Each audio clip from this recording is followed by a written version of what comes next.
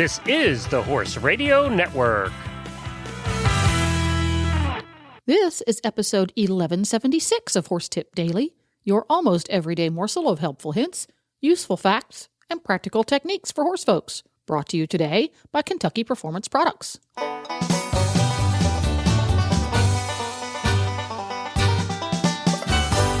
Greetings, horse people. Coach Jen here, and thanks for tuning in to Horse Tip Daily.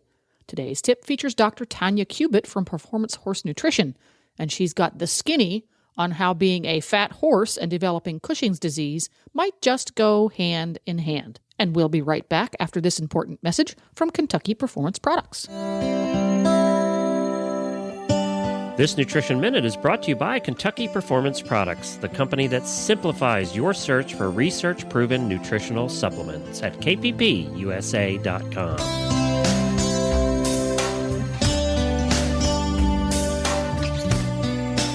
Commercial feeds are fortified with nutrients such as proteins, vitamins, and minerals. They are made up of a variety of ingredients that provide a particular amount of energy. Most feeds have been designed to address the needs of a certain type of horse. It is important to understand that all feeds are formulated by nutritionists to be fed in specific amounts. When the correct amount of feed is provided, the horse consumes the appropriate amount of energy and nutrients. The feeding directions included on the feed bag or the feed tag are specific to the particular feed and should be followed. When you feed less than the recommended amount of feed, your horse is not getting the full complement of nutrients that he or she may need. On the other hand, too much of a good thing can also be bad. The overfeeding of concentrates can lead to grain overload and oversupplementation, and feed should never be cut or mixed with other fortified feeds or plain grains because this changes the nutrient profile and can cause imbalances in energy, protein, vitamins, and minerals. If you need to include additional supplements in your horse's diet, choose products that are formulated to complement, not compete with fortified feeds. If you feed a plain grain such as oats, additional fortification may be necessary.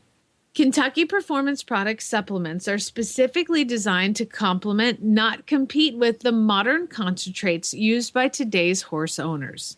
Each supplement is manufactured to exacting standards in certified facilities using stringent quality control guidelines. So choose Kentucky Performance Products supplements because the horse that matters to you matters to them. Learn more about Kentucky Performance Products supplements at kppusa.com. That's kppusa.com. This Nutritional Minute has been brought to you by Kentucky Performance Products. You can find all of their terrific products at kppusa.com.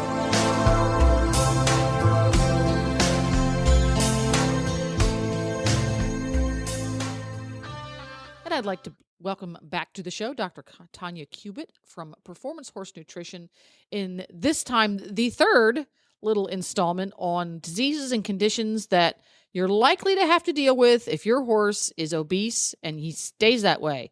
So what are you going to make us all terrified of this time? Well, thanks. Glad to be back. So we talked about obesity and then we talked about laminitis, and I thought we'd finish up with Cushing's disease. Now, your horse, again, same as laminitis, your horse doesn't have to be obese. And in the past, Cushing's disease, one of the symptoms was the horse was losing weight.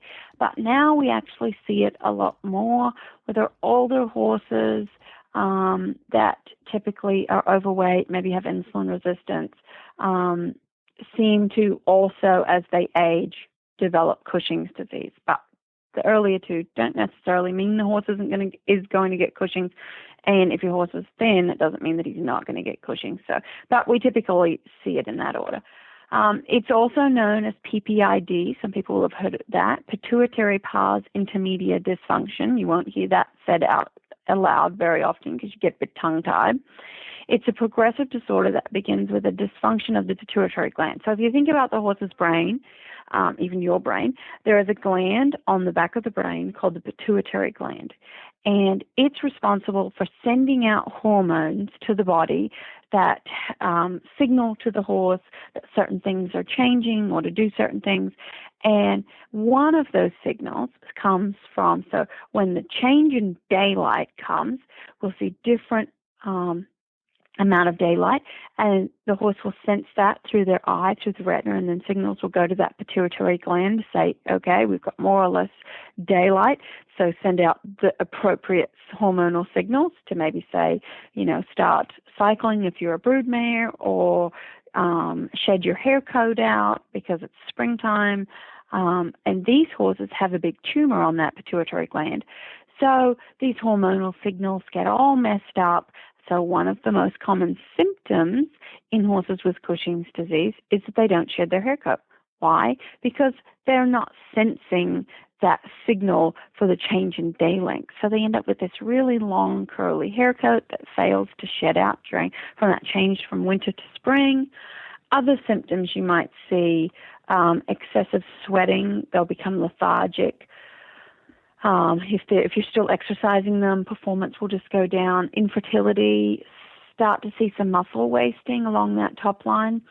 Abnormal fat distribution, so we'll see big lumpy fat pockets over the crest or over the tail head, sometimes over the sheath, and also sometimes over the eyes.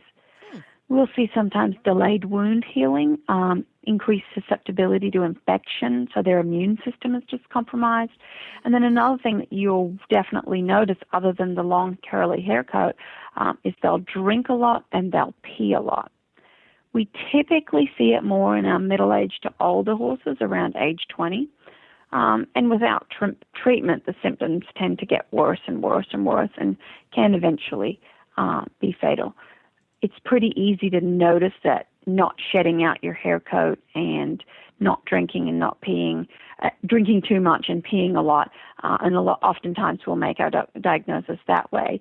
But there are also other blood parameters that your veterinarian may take a blood test and test for. But oftentimes the long curly hair coat and the drinking a lot, peeing a lot are symptoms that we would make that diagnosis on.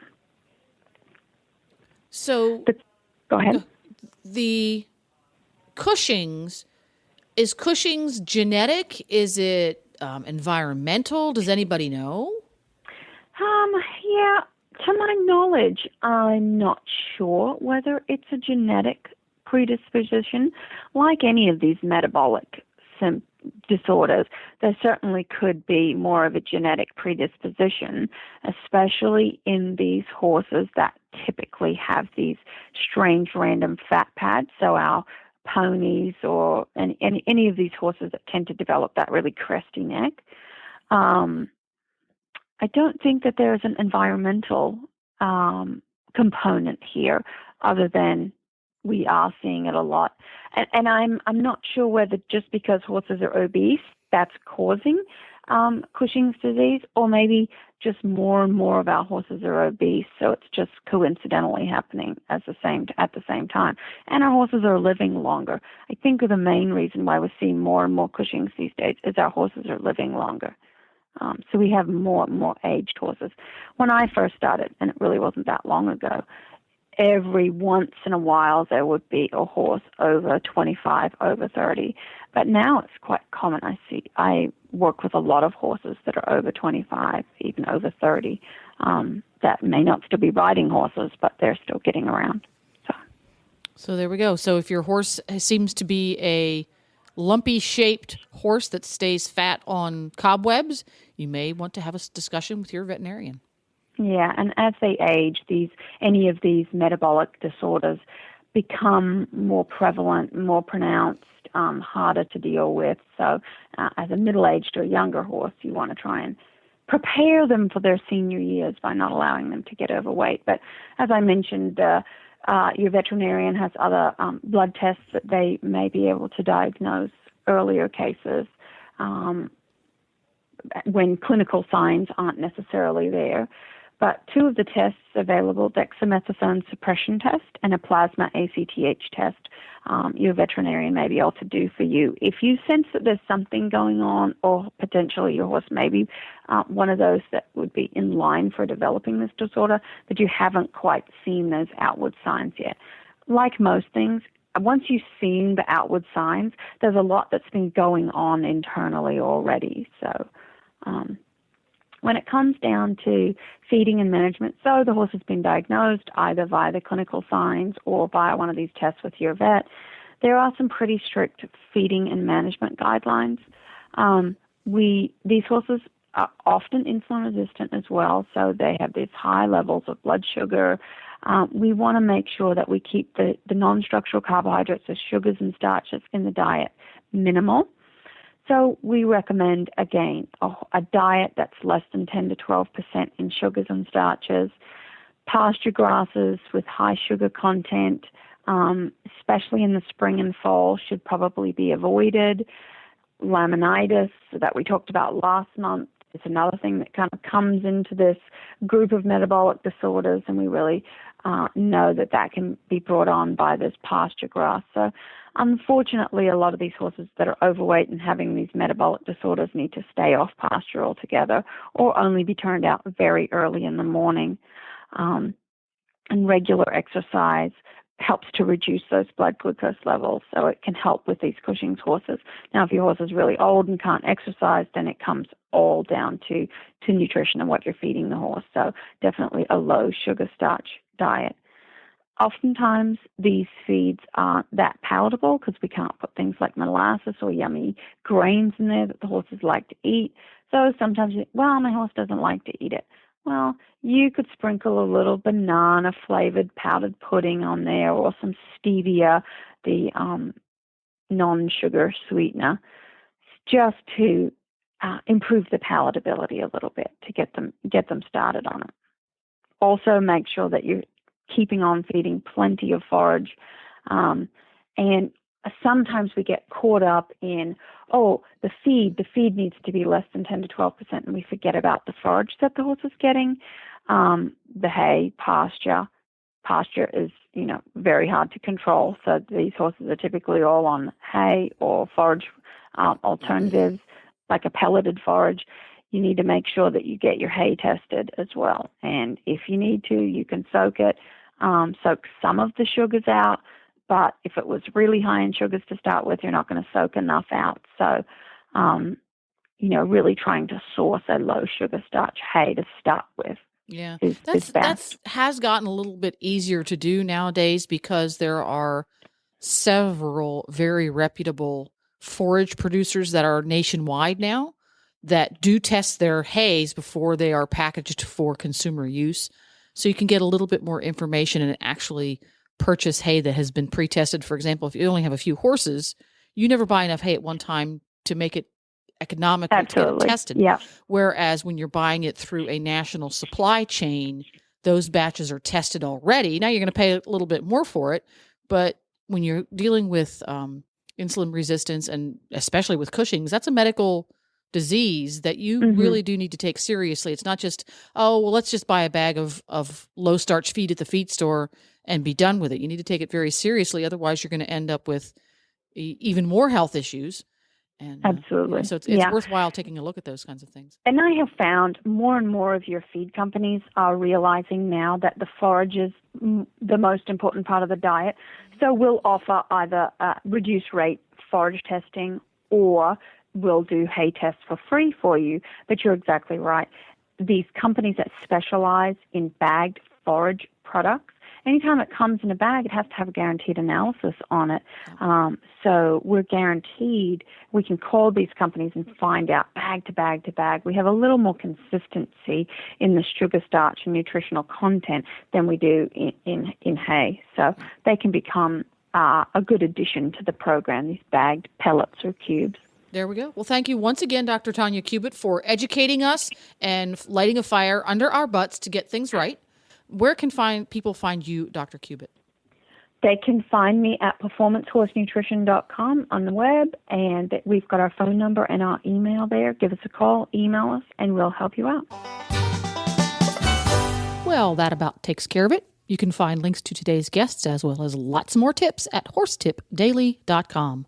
This podcast was made possible through the generous support of Kentucky Performance Products and listeners like you. Learn how you can help support Horse Radio Network programming and qualify for auditors-only perks by going to horsetipdaily.com and clicking on the Become an Auditor banner in the center of the page. This is Coach Jen, and I'll be back again soon with another tip. So until then, go ride your horse. The Horse Radio Network and the Horse Radio Network hosts are not responsible for statements of guests or their opinions. Use your own judgment when listening to the tips provided by the experts on Horse Tip Daily.